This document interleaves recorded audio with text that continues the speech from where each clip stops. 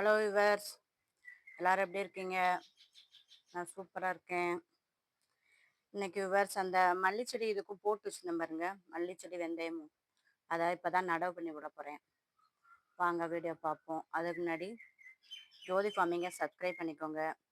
அதில் ஆளுங்கிற பெல்லைக்கான கிளிக் பண்ணிக்கோங்க. அப்போனா தான் நான் போடுற வீடியோலாம் உங்களுக்கு உடனுக்குடன் நோட்டிஃபிகேஷனாக கிடைக்கும்.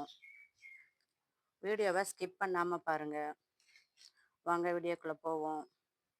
அதுக்கு முன்னாடி சின்ன ஒரு அப்டேட் பார்த்துக்கணும் விவர்ஸ். இங்கே பாருங்க விவர்ஸில் நான் பெரிய இது ஊனி வச்சோம்ல, அது என்னது எலிஃபண்ட் புட்டு, யானை கிழங்குன்னு சொல்லுவாங்கள்ல, சேனக்கிழங்கு, அதுதான் இது. இது நம்ம காய்கறி கழிவு போட்டு நல்லா மக்கிருச்சு. அடுத்தாப்புல இதுலேயும் நல்லா நிறைஞ்சிருச்சு காய்கறி கழிவுன்னு. இதில் என்ன செய்யணும், கொஞ்சம் அடுத்து மண் போட்டு இந்த க்ரோ பேக்கையும் அப்படியே ரெடி பண்ணிடணும். காய்கறி கழிவு அதனால் எப்போவுமே என்ன செய்யாதீங்க, கீழே போடாதீங்க. இல்லை வெங்காயத்தூள், ஆப்பிள் தூள், ஆரஞ்சு தூள், பலாப்பழம், எல்லா பழத்தூளும் இருக்குது. வெள்ளைப்பூடு, வெண்டைக்காய், என்னென்ன காய் விட்டுறமோ அவ்வளோ தூளையும் இதில் போட்டு வச்சுக்கோங்க. ஏற்கனவே அந்த க்ரோ பேக்லேயும் காய்கறி தூள் போட்டு வச்சது தான் இது. அடுத்து ரெண்டாவது, இது மூணாவது. நம்ம இந்த மண்ணை கூட எடுத்து செடிகளுக்கு ஒரு ஒரு கைப்பிடி கூட கொடுத்து விடலாம். கொடுத்து விட்டாலே என்ன செய்யும், செடி நல்லா சிறப்பாக இருக்கும். ஏன்னா இது நல்லா காய்கறி மக்கினது, வெர்மி கம்போஸ்ட்னு சொல்லுவாங்க, இதைத்தான். சூப்பராக இருக்கும். வாங்க 2 விதையும் முளைக்க போடுவோம். இங்கே பாருங்க விவர்ஸ், எல்லாம் வெந்தயம் எடுத்து வச்சுருக்கேன். இதை என்ன செஞ்சுட்ருவோம், இதில் தூவி விட்டுருவோம். இதெல்லாம் இந்த ஃப்ரிட்ஜு வந்தது, வாஷிங் மிஷின் அந்த டப்பாக்கள் தான். இதே நம்ம வேஸ்ட் பண்ண வேண்டியதில்லை. இதிலே நம்ம என்ன செய்யலாம், நமக்கு தேவையான கீரைகளை சின்ன சின்னது, வெந்தயக்கீரை, மல்லிச்செடி, இதில் புதினா நட்டு விட்டா கூட சூப்பராக தான் வரும். நம்ம இதுக்கு இப்போதைக்கு வெந்தயக்கீரையும் மல்லிச்செடியும் தான் இல்லாமல் இருக்குது. அதனால் அதை போட்டு எடுத்துருவோம் அப்படின்ட்டு இந்த விதையை தூவி விடுறேன் இதில். அடுத்து இதில் மல்லிச்செடி, இங்கே பாருங்கள், மல்லியை ரெண்டாக நல்லா நுணுக்கி வச்சுருக்கேன்.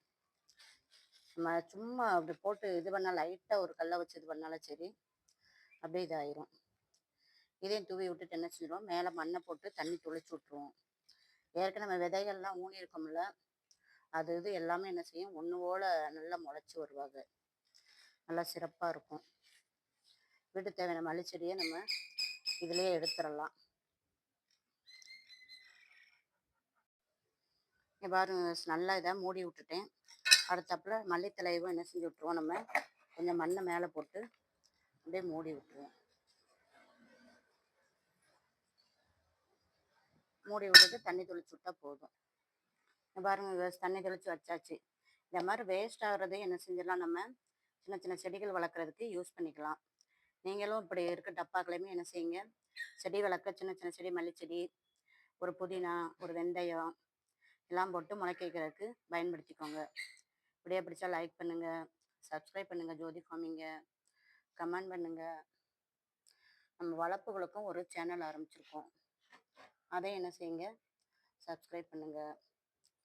நாங்கிட்ட இன்னும் மஞ்சள் கனகாமரம் இருக்குது. இந்த மல்லிகைப்பூ வந்துட்டு ஒரு 4 மல்லிகைப்பூ இருக்குது.